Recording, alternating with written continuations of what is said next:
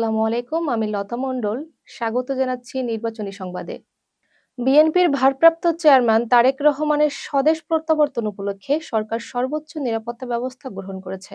স্বরাষ্ট্র উপদেষ্টা lieutenant general Mohammad Jahangir Alam Chowdhury বলেন, ২৫ ডিসেম্বর রাজধানীতে সর্বোচ্চ নিরাপত্তা নিশ্চিত করতে হবে। তিনি জানান, আইনশৃঙ্খলা বাহিনীকে সম্পূর্ণ সতর্ক ও সমন্বিত থাকার নির্দেশ দেওয়া হয়েছে। আইজিপি মোহাম্মদ বাহারুল আলম বলেন, পোশাকধারী ও সাদা পোশাকের পুলিশ মোতায়েন থাকবে।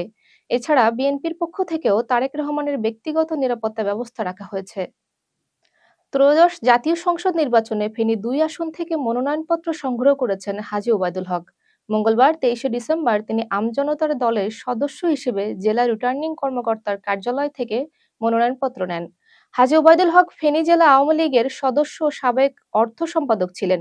তিনি বলেন, আওয়ামী লীগের কার্যক্রম নিষিদ্ধ থাকায় বাধ্য হয়ে অন্য দলের হয়ে নির্বাচন করছেন। আমজনতার দল ফেনী জেলার আহ্বায়ক জানান, ফেনীর ৩ আসনের মধ্যে ২টিতে দলীয় প্রার্থী দেওয়া হয়েছে। নরসিংদীর ৫টি আসনের মধ্যে ৩টি বিএনপির ঘাঁটি হিসেবে পরিচিত, যেখানে দলটি জয়ের ব্যাপারে আশাবাদী।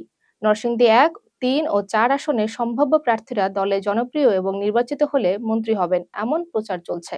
নরসিংদী ১ আসনে বিএনপির প্রার্থী খায়রুল কবির খোকনকে নিয়ে মন্ত্রিত্বের প্রত্যাশা করেছেন নেতাকর্মীরা। নরসিংদী ২ আসনে সাবেক মন্ত্রী ডক্টর আব্দুল মঈন খান ও নরসিংদী ৪ আসনে সর্দার সাখাওয়াত হোসেন বকুলকে ঘিরেও একই আলোচনা রয়েছে। জেলায় ৪টি আসনে বিএনপি মনোনয়ন চূড়ান্ত করেছে। নিয়মিত জনসংযোগ ও সভা সমাবেশ চলছে। সব আসনেই জামায়াতে ইসলামীর সম্ভাব্য প্রার্থীরাও সক্রিয় প্রচারে রয়েছেন এবং সুষ্ঠু ভোট হলে জয়ের দাবি করেছেন। ত্রয়োদশ জাতীয় সংসদ নির্বাচনে অংশ নিতে চট্টগ্রাম ৫ আসনে মনোনয়নপত্র সংগ্রহ করেছেন ব্যারিস্টার আনিসুল ইসলাম মাহমুদ। মঙ্গলবার ২৩ ডিসেম্বর তার পক্ষে বিভাগীয় কমিশনারের কার্যালয় থেকে মনোনয়নপত্র নেওয়া হয়। একই দিনে জুলাই অভ্যুত্থানের মামলার আসামি উল্লেখ করে তাকে গ্রেপ্তারের দাবিতে পুলিশের কাছে আবেদন করেন এক ছাত্রদল নেতা। আনিসুল ইসলাম মাহমুদ সাহেব পানি সম্পদ মন্ত্রী এবং পরে জাতীয় পার্টি থেকে বের হয়ে আলাদা রাজনৈতিক দল গঠন করেন। বিএনপির ভারপ্রাপ্ত চেয়ারম্যান তারেক রহমানের দেশে ফেরা উপলক্ষে গণসংবর্ধনার আয়োজন করেছে দলটি। রাজধানীর পূর্বাচলে ৩০০ ফিট এলাকার সংবর্ধনার জন্য বিশাল মঞ্চ নির্মাণের কাজ চলছে।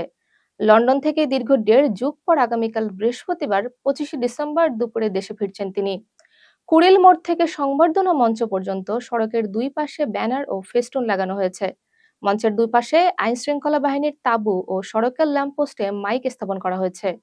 পলাতক ও অভিযুক্ত আসামি নিয়ে বিভ্রান্তি দূর করতে বিশেষ পরিপত্র জারি করেছেন নির্বাচন কমিশন। পরিপত্রে ২ ধরনের আসামির সংজ্ঞা স্পষ্টভাবে ব্যাখ্যা করা হয়েছে।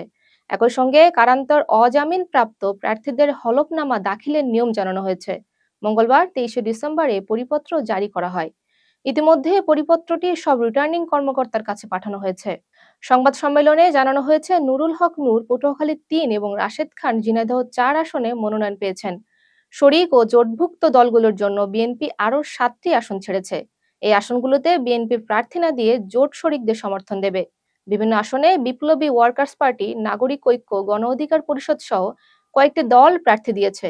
এছাড়া এলডিপি ডক্টর রেদওয়ান আহমেদ কুমিল্লা ৭ আসনে প্রার্থী হবেন বলে ঘোষণা দেওয়া হয়েছে। এলডিপি চেয়ারম্যান ডক্টর কর্নেল অলি বিএনপির বিরুদ্ধে অবমূল্যায়নের অভিযোগ করেছেন। তিনি বলেন, এলডিপির দেওয়া ১৪ জনের শর্টলিস্ট বিএনপি গুরুত্ব দেয়নি। ২ ঘন্টা অপেক্ষা করেও মির্জা ফখরুলের সঙ্গে দেখা হয়নি বলে অভিযোগ করেন তিনি। বুধবার ২৪ ডিসেম্বর মগবাজারের জরুরি সংবাদ সম্মেলনে এসব কথা বলেন কর্নেল অলি। এলডিপি এককভাবে সংসদ নির্বাচনে অংশ নেওয়ার সিদ্ধান্ত নিয়েছে বলে জানান তিনি। এতক্ষণ সাথে থাকার জন্য ধন্যবাদ। আসসালামু আলাইকুম।